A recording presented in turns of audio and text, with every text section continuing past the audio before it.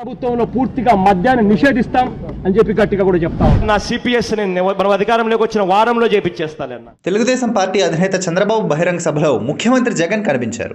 రా కదలిరా పేరుతో రాష్ట్రమంతా పర్యటిస్తున్న చంద్రబాబు నిన్న తునిలో ఏర్పాటు చేసిన బహిరంగ సభలో జగన్ మాట తప్పారని చెప్పేలా తన ప్రసంగం మధ్యలో ఓ వీడియో ప్లే చేశారు. ఇప్పుడు నేను ఒకటే మిమ్మల్ని కోరుతున్నా, ఈ ముఖ్యమంత్రి మాట్లాడుతున్నాడు, ఈయనకేదో పెద్ద ఎత్తున విశ్వసనీయత ఉందని, మడమ తిప్పనని. ఒక్కసారి ఆయన మాటలు నిందాం. ఇలాంటి వాడు ఈ రాష్ట్రానికి ముఖ్యమంత్రిగా అర్హుడా అని మీకు ఒక ఆలోచన వస్తుంది. ఒక్క నిమిషం మీరు వినండి.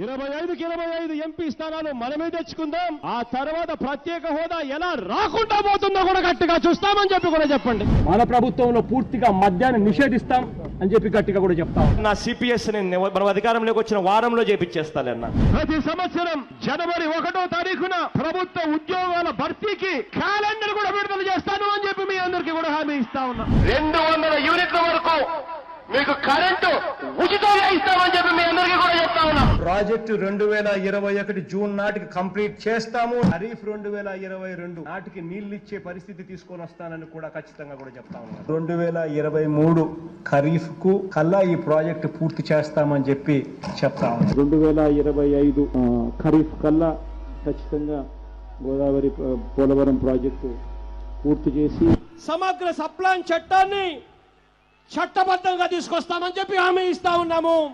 3వ వంతు నిధులు బీసీలకు కేటాయిస్తాము అని చెప్పి హామీ ఇస్తా ఉన్నాను మీ అందరికీ. ఇలా ఉట్టి బీసీలకే 139 కార్పొరేషన్లు పెడతామని చెప్పి మీ అందరికీ హామీ ఇస్తా ఉన్నాం. పంట వేసే ముందే పలానా రేట్లకు కూడా పలానా రేట్లు అని చెప్పి రేట్లు కూడా ప్రకటిస్తాం. గిట్టుబాటు ధరకు గ్యారంటీ ఇస్తాం. విజయవాడలో క్యాపిటల్ సిటీని పెట్టడం మనస్ఫూర్తిగా మేము ఆహ్వానిస్తున్నాం. ప్రతి కాపు సోదరుడికి నేను ఇవాళ హామీ ఇచ్చి చెప్తా ఉన్నాను. చంద్రబాబు నాయుడు గారి 5 సంవత్సరాలలో ఏదైతే కాపు కార్పొరేషన్ కోసం నిధులు ఏదైతే కేటాయించాడో ఆ నిధులకు రెట్టింపు నిధులు కేటాయిస్తాను అని చెప్పి మీ అందరికీ కూడా హామీ ఇస్తా ఉన్నా. ఇది జగన్ అనే నేను మనం అధికారంలోకి వచ్చిన వెంటనే ఆ చెప్పిన 5,000 కోట్ల రూపాయలను 10,000 కోట్ల రూపాయలు ఇస్తాను అని చెప్పి నేను చెప్పడం మోసమా అని అడుగుతా ఉన్నా.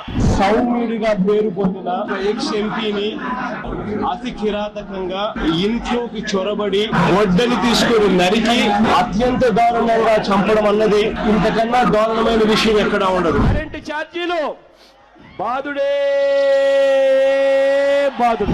2024 ఎన్నికలు జరిగేసరికి మందరిని పూర్తిగా తీసేసిన తర్వాత మనం ఓట్లు అడుగుతామని చెప్పి ఏం తమ్ముళ్ళు, విశ్వసనీయతకు చిరునామా ఈ నకిలీ జగన్. విన్నారా మాటలు? చేశాడా పనులు? కాపులకు 10,000 కోట్లు పెట్టాడా? వచ్చిందా? మద్యపాన నిషేధం చేశాడా? పోలవరాన్ని కట్టాడా? చేశాడు. పోలవరాన్ని గోదావరిలో ముంచేశాడు. ఒకటి కాదు, అతను ఏది చెప్పినా రివర్స్ గేర్లోనే ఉంటాడు. చెప్పేది ఒకటి, చేసేది ఒకటి.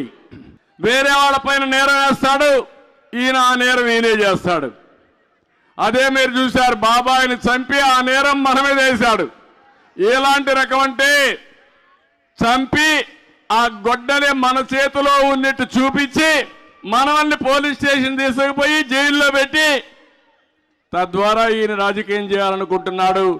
జగన్ నీ పని అయిపోయింది.